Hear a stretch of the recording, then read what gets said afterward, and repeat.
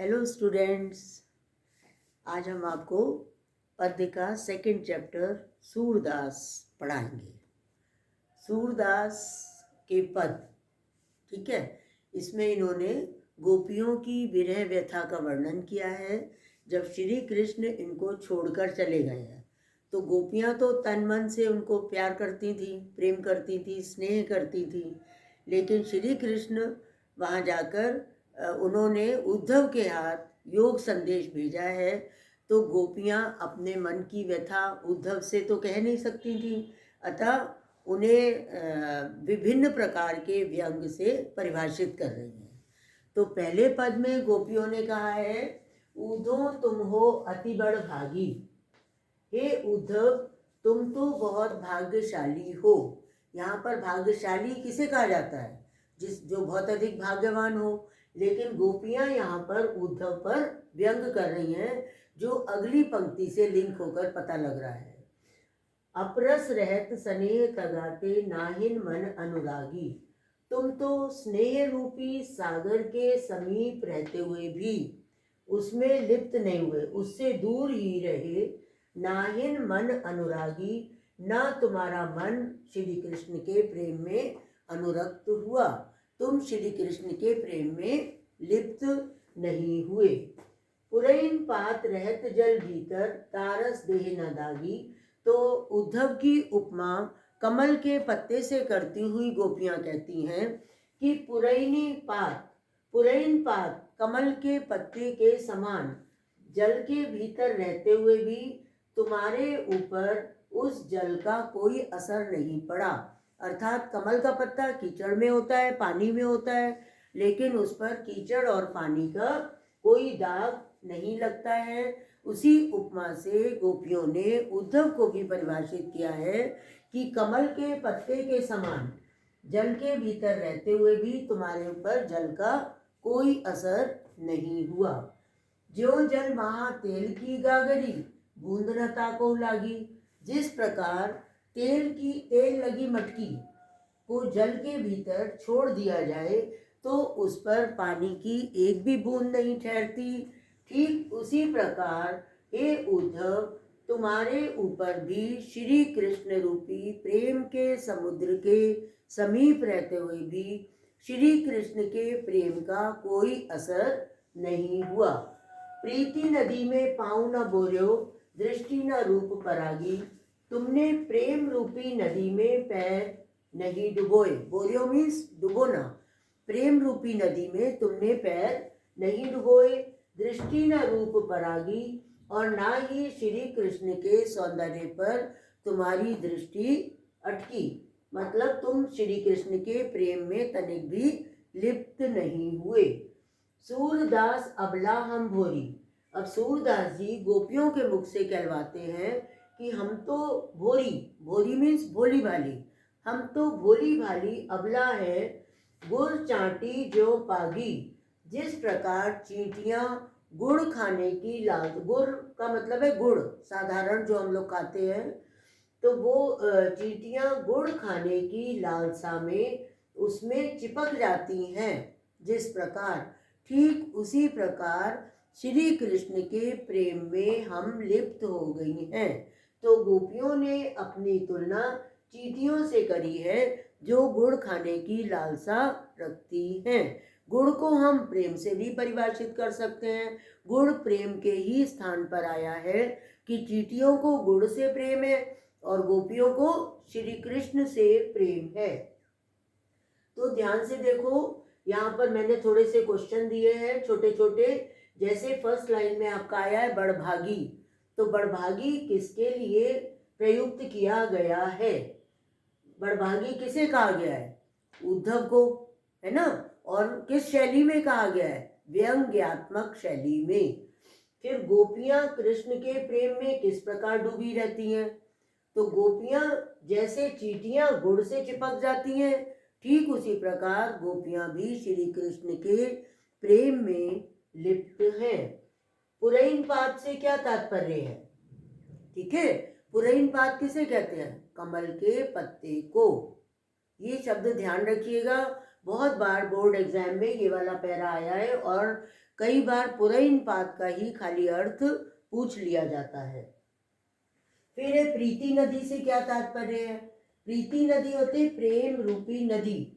श्री कृष्ण के प्रेम को गोपियों ने नदी से तुलना की है, तो इसीलिए कहा है प्रीति नदी में पाँव ना बोलियो, तुमने प्रेम रूपी नदी में पैर डुबाए ही नहीं। तो प्रीति नदी को कहते हैं प्रेम रूपी नदी। फिर इसमें अलंकार कौन सा है? प्रेम रूपी नदी में रूपक अलंकार है, ठीक है, जहां तुलना तो की गई है लेकिन तुलना का शब्द नहीं दिया गया है। प्रेम सी नदी, प्रेम जैसी नदी, तो यहाँ पर उपमा अलंकार होता, लेकिन प्रीति नदी सिंपल दिया है तो यहाँ पर रूपक अलंकार है। फिर क्वेश्चन है भोरी से क्या समझते हैं? ये देखिए, सूरदास अबला हम भोरी, भोरी मीन्स भोली भाली, ओके। भोरी से तात्पर्य है भोली भाली। फिर ये क्वेश्चन बहुत इंपॉर्टेंट है और बहुत बार पूछा गया है, सूरदास की भाषा कौन सी है? तो बेटा ध्यान से सुनिए और याद रखिए, हर कवि की भाषा थोड़ी अलग होती है। जैसे सूरदास की भाषा ब्रिज भाषा है, और ब्रिज भाषा लिखना भी देख लीजिए, ब के नीचे रा नहीं लगता है, ये साइड में रा लगता है, ब्रिज भाषा, ओके। सूरदास की भाषा ब्रिज भाषा है। सेकंड पैरा हमारा आता है, ये शायद क्लियर हो गया होगा फर्स्ट पैरा। अगर कोई प्रॉब्लम होगी तो कमेंट बॉक्स में अपनी प्रॉब्लम जरूर शेयर करिएगा। अब सेकंड पैरे पर आ जाते हैं, मन की मन ही मांझ रही।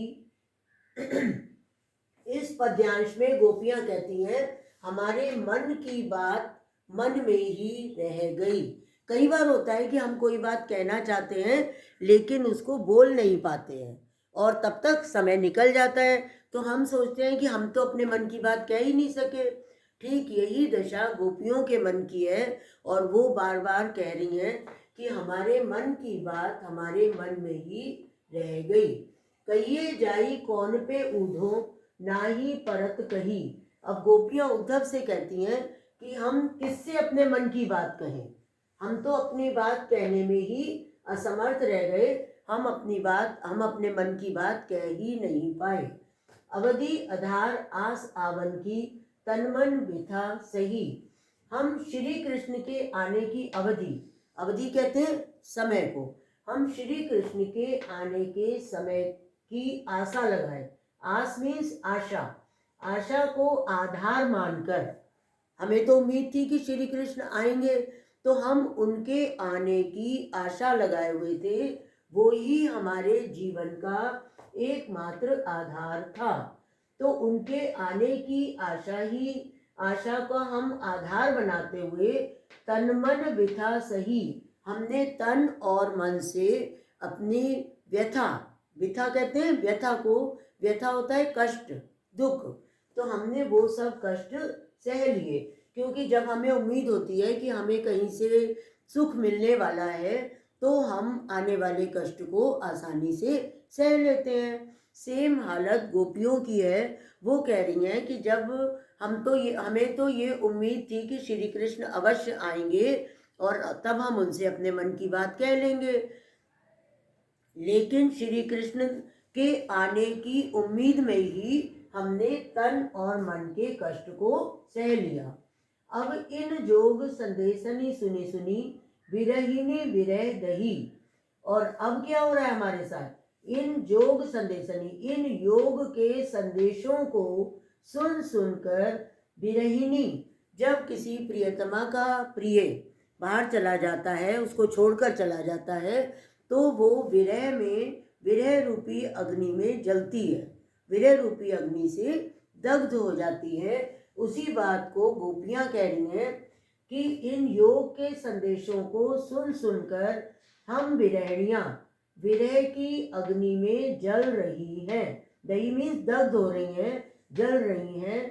तो विरहणी भी उसी को बोलते हैं जब प्रियतमा का प्रिय उसको छोड़ के जाता है, तो वो विरहणी स्त्री कहलाती है। और सूरदास का जो रस है उन्होंने जो प्रयोग किया है अपने पदों में वो वियोग श्रृंगार है। वियोग श्रृंगार मीन्स जब प्रियतम या पति बाहर चला जाता है और कोई भी संदेशा उनका नहीं आ पाता है तो वो वियोग में स्त्रियां रहती हैं, उनको विरैणी भी बोला जाता है और वियोग में भी। तो चाहती हुती गुहार जितैते अब उतते धार वही। अब गोपियां पुनः उद्धव को कहती हैं कि जिधर से चाहती हुती, जहां से हम इच्छा करती थी, किसकी?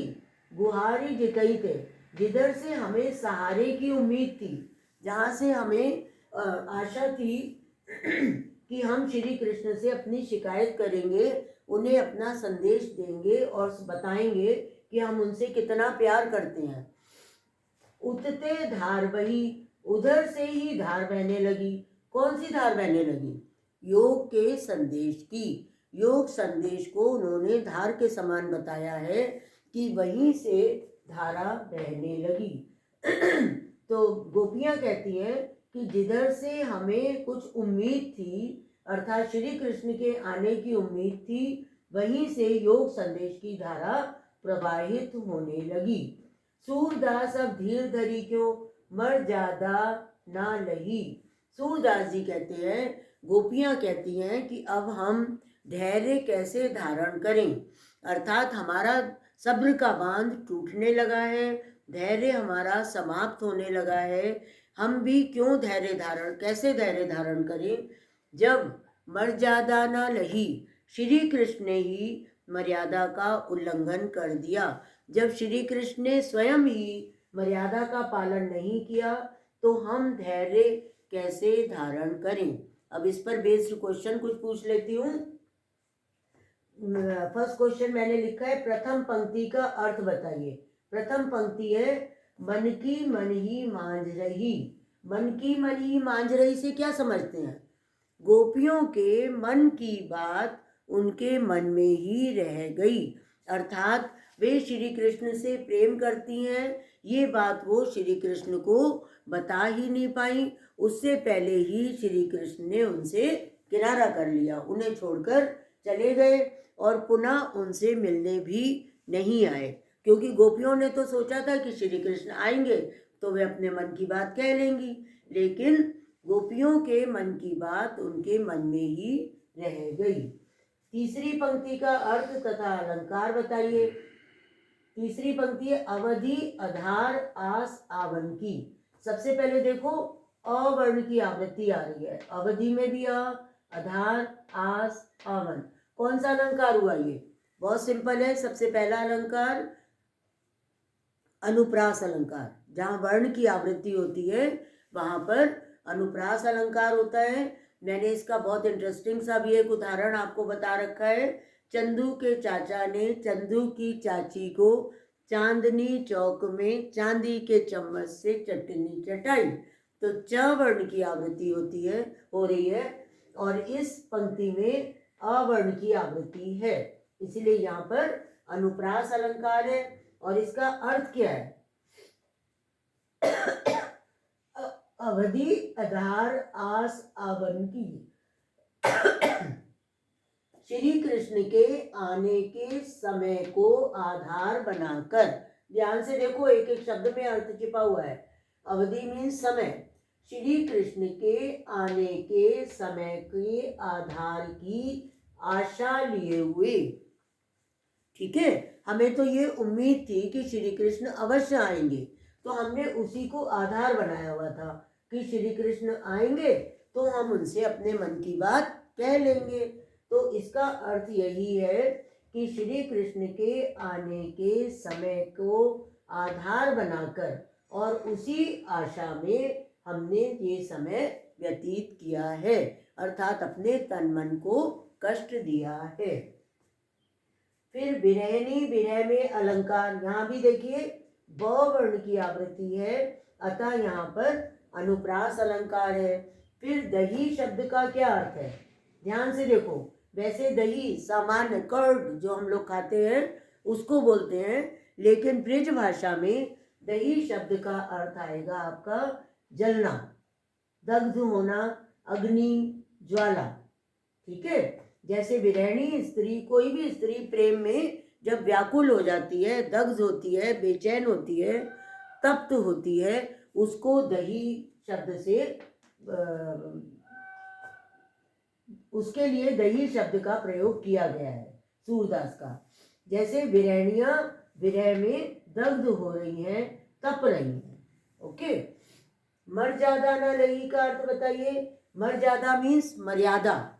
देखिए ब्रिज भाषा में मर्यादा शब्द को मर्यादा लिखा गया है और इसका सिंपल सा अर्थ है कि जब श्री कृष्ण ने ही अपनी मर्यादा का पालन नहीं किया, श्री कृष्ण सभी को मर्यादा के अंदर रहने का उपदेश देते थे, लेकिन गोपियां कहती हैं कि जब श्री कृष्ण ने ही अपनी मर्यादा का पालन नहीं किया तो हम कैसे धैर्य धारण करें। तो मर्यादा का पालन न करना, मर्यादा का उल्लंघन करना। लास्ट क्वेश्चन है, उतते धार बही में किस धारा का वर्णन है। अर्थात जहां से उन्हें सहारे की उम्मीद थी कि श्री कृष्ण आएंगे और उन वियोग में तपती उन विरहणियों को सहयोग प्रदान करेंगे, अर्थात सांत्वना प्रदान करेंगे, तो उधर से ही वियोग रूपी धारा बहने लगी, उधर से ही योग संदेश रूपी धारा बहने लगी। उद्धव क्यों आए थे? उद्धव ने गोपियों को योग का संदेश दिया था कि ये प्रेम करना छोड़ दो और योग संदेश को ग्रहण करो। तो गोपियां उस योग संदेश को ही धार शब्द से संबोधित कर रही हैं और कह रही हैं कि जिधर से हमें सहारे की उम्मीद थी उधर से ही योग संदेश रूपी धारा प्रवाहित होने लगी। क्लियर। अब एक क्वेश्चन और आता है, सूरदास का काव्य सौंदर्य। तो सूरदास के काव्य सौंदर्य में आपको 2 या 3 पॉइंट्स लिखोगे और ये किसी भी क्वेश्चन में घुमा के दे दिया जाता है। तो सूरदास की भाषा सरल, सरस तथा सहज है। सेकंड पॉइंट, ब्रिज भाषा का प्रयोग है। थर्ड पॉइंट, पद छंद का प्रयोग किया गया है। ओके। और लास्ट पॉइंट आप लिखोगे, वियोग श्रृंगार रस की प्रधानता है। इन्होंने ये श्रृंगार रस के 2 पॉइंट्स होते हैं, संयोग श्रृंगार और वियोग श्रृंगार। संयोग श्रृंगार कहते हैं जब प्रेमी और प्रेमिका का मिलन होता है, लेकिन वियोग श्रृंगार जब प्रेमी प्रेमिका विरह में रहते हैं, एक दूसरे से दूर रहते हैं। तो यहाँ पर सूरदास ने वियोग श्रृंगार रस का प्रयोग किया है। मैं आशा करती हूँ कि आपको अच्छे से समझ में आया होगा। अगर कुछ भी प्रॉब्लम है कोई भी शब्द की या किसी पंक्ति की, तो आप कमेंट बॉक्स में ज़रूर शेयर करिएगा और अपने फ्रेंड्स को ये वीडियो ज़रूर भेजिए और सब्सक्राइब करिए। नेक्स्ट जो 2 पैराज हैं वो हम पार्ट 2 में भी देंगे, बताएंगे आपको, उसका अर्थ अच्छे से समझाएंगे और कुछ शॉर्ट क्वेश्चंस भी आपको बताएंगे। धन्यवाद।